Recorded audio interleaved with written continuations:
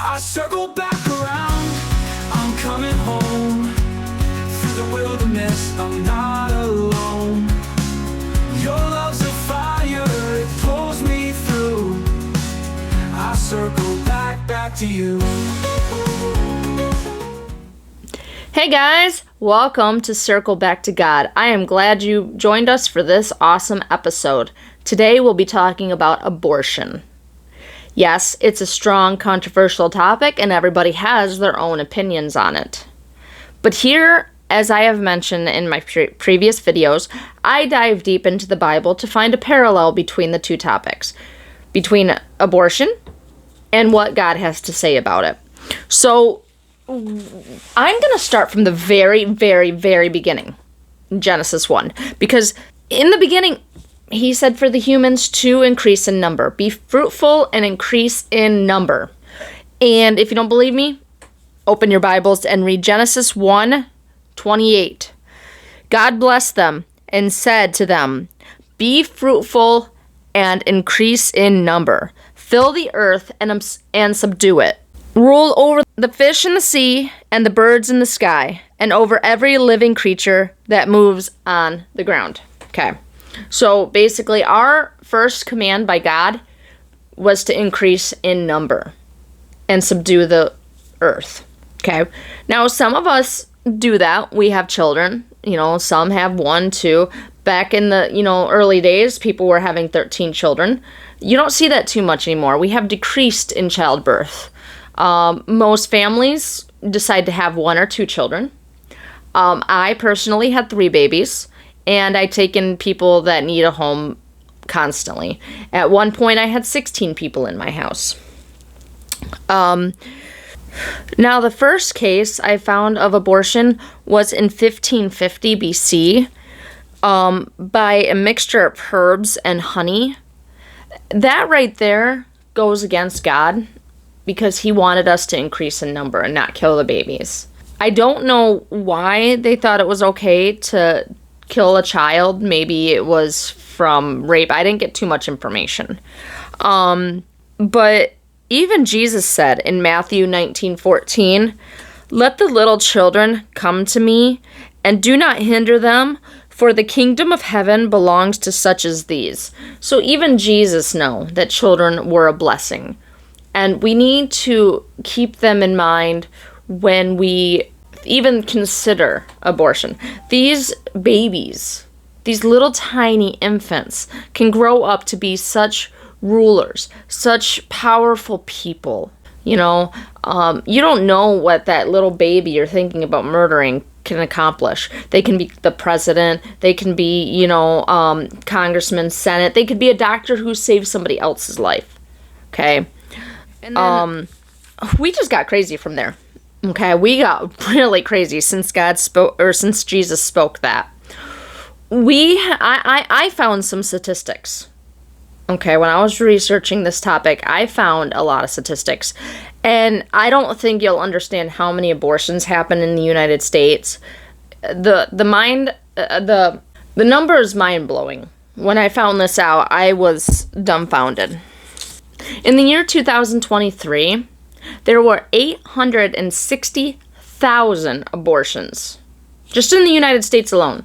860,000. And that comes from, and I'll probably slaughter this, but it's from Guttmacher Institute. They take the record every couple of years and see how many abortions were that year. And 860,000. That's more than gun violence a year. That's more than a heart attack a year, and lung disease, and cancer. So when people always say we need to take guns out of, circulation because it's our children in schools, they're not fighting to keep abortion off. They're pro-choice, and they think it's your body, your choice. You can do whatever you want with your body. But if you have a gun, it kills people as well. Then also, more statistics I found were African American women are more likely to get an abortion than white women. They have 28.6% abortions a year, where white women only have 6.2%. I didn't mark down the Asian or the Hispanic, but I wanted to show a different, comparison between African American women and white women, and show they need help in those communities and give them different choices, counseling, adoption, give them adoption papers to try to see if they want to go through that. Another thing I found, I picked 3 states from the United States, and I did a little bit of research on that. In Michigan, there are no restrictions on gestational duration, meaning a woman can have an abortion at 9 months, almost time to give birth. In Florida, abortion has to be before 6 weeks. In California, they have to be before 24 weeks. So each state has its own law, because Roe versus Wade was taken out. So every state has their own laws. I want this to sink in a little bit. Got a couple of verses. I want you to have this sink in. So Psalm 139, 13 through 16 states, "For you created my inmost being. You knit me together in my mother's womb. I praise you because I am fearfully and wonderfully made. Your works are wonderful. I know that full well. My frame was not hidden from you when I was made in the secret place, when I was woven together in the depths of the earth. Your eyes saw my unformed body. All the days ordained for me were written in your book before one of them came to be." God knits us together in our mother's womb. He puts us together perfectly. And I believe this wholeheartedly. God does not make mistakes. So if there's something that you feel is wrong with your body, He made you just the way He thought you were perfect. You might not think you're perfect, but God knows you're perfect. Another one I got was Psalm 127:3. "Children are a blessing from the Lord, offspring a reward from Him." Just like I was saying, we are God's offspring. We are a reward from Him, and we are placed in a family. So when you have an abortion, it's basically plucking you out of a family that could love you. Another one I got was from Jeremiah 1:5. And this is Jeremiah the prophet. And he said, "Before I formed you in the womb, I knew you before you were born. I set you apart. I appointed you as a prophet to the nations." Even God knows what your talents are. He is forming you perfectly. You might not know what your plan is, but God does. So pray on it. Be silent and listen to God, because He knows what your plan is. And another heartbreaking thought I came to realize this week as I was diving deep in this topic was men don't have a choice when it comes to abortion.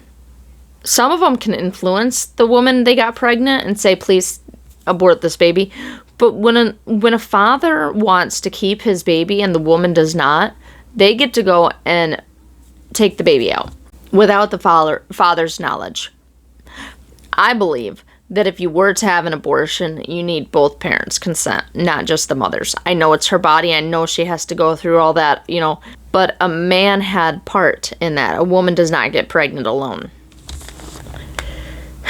Even though I'm in a wheelchair now, I wasn't when I had my kids. And I still probably would have wanted to be a mother, even if I was in a wheelchair back then, because they are my life. I can't imagine what a woman thinks when she goes into Planned Parenthood or an abortion clinic and decides that thought. I think there needs to be more counseling and more love on that mother, because maybe she feels alone. But abortion takes out more babies than guns do. And I hope that sinks in. Now, from Proverbs 31:9, this is what I was just speaking on. We need to help people. We need Proverbs 31:9 says, "Speak up for those who cannot speak for themselves." And that's the little babies, okay? "For the rights of all who are destitute." So even the little babies that are in their mother's wombs have rights. People think they're little cells, clump of cells. You can just flush them out whenever you feel like it. But if you don't want a baby, there's other options besides abortion. There's adoption. There's birth control. There's so many forms of birth control now. But I always told my kids that the best form of birth control is abstinence. Don't have sex. If you don't want to become a mother at that point in time, don't have sex. I think churches and parents need to speak this to their children and to the congregation and just bring it known that abortion is not the only option. We need to have love on these people that think it is and give them other options, because there is. This week I had an opportunity to ask 3 people, different ages, of what they thought of abortion. This came from a 16-year-old female. She said abortion is wrong. It's wrong taking a life out of the world. Okay, 16-year-old thinking it's wrong to take a life. And then if she were to end up getting harmed by a male and she found out she was pregnant, she would definitely have the baby. But if she was harmed and was taken to the hospital, she would definitely take the pill that they give you, the Plan B pill, so that way she wouldn't even know, because she doesn't want to know. And knowing is half the battle. You know, if you know you're pregnant, it's a different thing than taking the pill and just flushing it right then and there. But that's from a 16-year-old. And then her message to girls her age, if they found themselves pregnant by their boyfriend or any situation, she said that it could change your life. It could change it for the better. It could change it for worse. But this message is for the people finding themselves pregnant.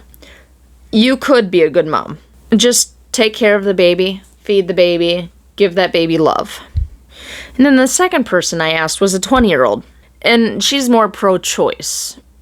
She believes that if you want an abortion, you should have an abortion. It's your choice to do it.